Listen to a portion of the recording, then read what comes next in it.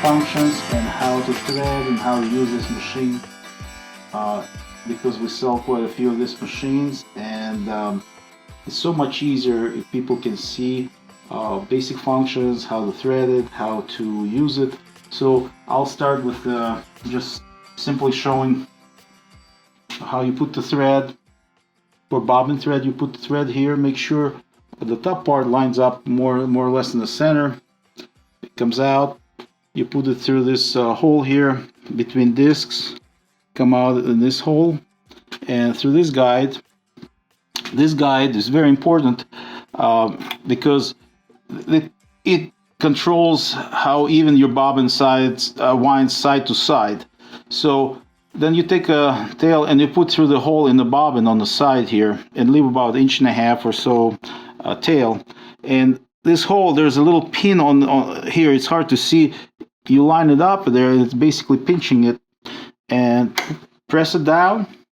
And as you're going to sew, it'll wind the bobbin, and when it's full, it'll stop automatically. For the top thread, same thing. You put the bobbin here, come out, make sure it's in the center, and the first thread guide, it just keep thread from falling in the wrong places and keep it guiding it directly. So there's another little wire guide here. You come through and put through this tension discs right through, and you kind of press, make sure it goes right in. And this roller here, you make a full loop like that. It's supposed to roll in there. And when you do that, make sure it doesn't fall on the side, make sure it stays in the roller, and then you come out of this little guide and you go through this take-up spring loop. Then you go into the take-up lever, and this guide, you pull on it a little bit, it's spring-loaded, you put through and make sure it goes in. Then there's the next loop down below. You go through that. It's all these guides, very important. It keeps thread from falling in the wrong place and get caught, keep it from breakage. Very last, we call it needle stopper here. You go through the hole there. And now on the needle, you use the right proper size needle. In this case, we have size 200 Schmetz needles. And needle has a groove on one side, and there's a flat spot above the threading hole. The flat spot goes towards inside, and the hole goes parallel to the machine. You loosen this screw, you take the needle out, you put it in, and I usually recommend to use needle nose pliers. You turn needle in the proper position so you line up the hole parallel to the machine, and at the same time you push it all the way up, and then you take a screwdriver and tighten it. And after you do, you just double check, make sure your needle is properly positioned in there. And here we'll take the bobbin. So when you have a fully winded bobbin and you will have that tail, you need to cut off that tail because there's a little spring inside here. It keeps bobbin from wobbling too much, and it applies a little bit of tension there. So if you leave that tail, what's going to happen? That thread can actually get caught in the spring and destroy that spring. So you take a bobbin, stick it in. See, that's what that spring does. You can feel it applies a little bit of pressure. And then through this opening here, you drive the thread.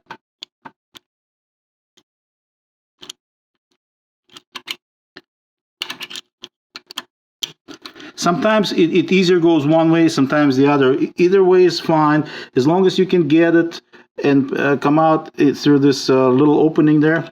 And you hold bobbin and it'll lock in place. What you do, you always kind of pull on it. Make sure it pulls even, it has some tension to it. And very important, if you feel it gets tight or it loosens up, it's not good. maybe you have your bobbin overwinded, it may be too much thread. Make sure that when it winds, the thread doesn't stick beyond this diameter.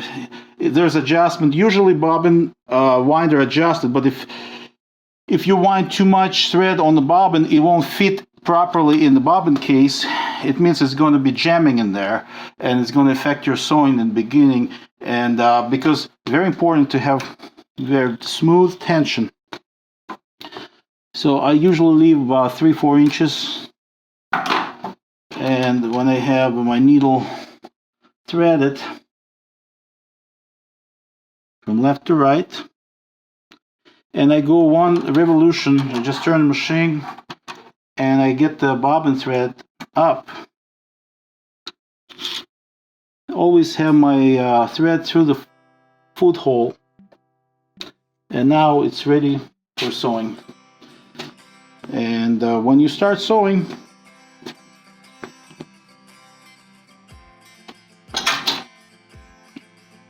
have your both threads to the side and hold them a little bit. First couple of stitches, very important to hold them down. And once you sew for a couple of stitches, you're okay. And then if you want to make a turn, you stop with needle down and the needle start to come up. And the reason you do that, because when needle start to come up, maybe 1/4 of an inch, 3/8, you lock that stitch. When you turn the corner, you don't lose that corner stitch. Basically, you don't skip at that corner stitch.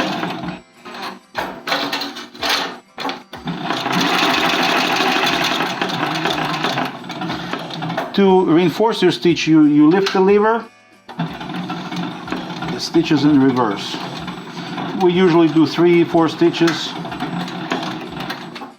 And then when you're ready to finish, you turn machine in sewing direction until needle goes all the way up and start descend a little bit. At that point, the thread is released from the shuttle hook. You lift the foot, and it's easy to pull it out. This lever here is where you adjust your stitch length. By turning this way, lever will allow go down. It makes a longer stitch. Turning to the right, it makes the stitch shorter. Lifting all the way up, it's reverse, all the way down, forward.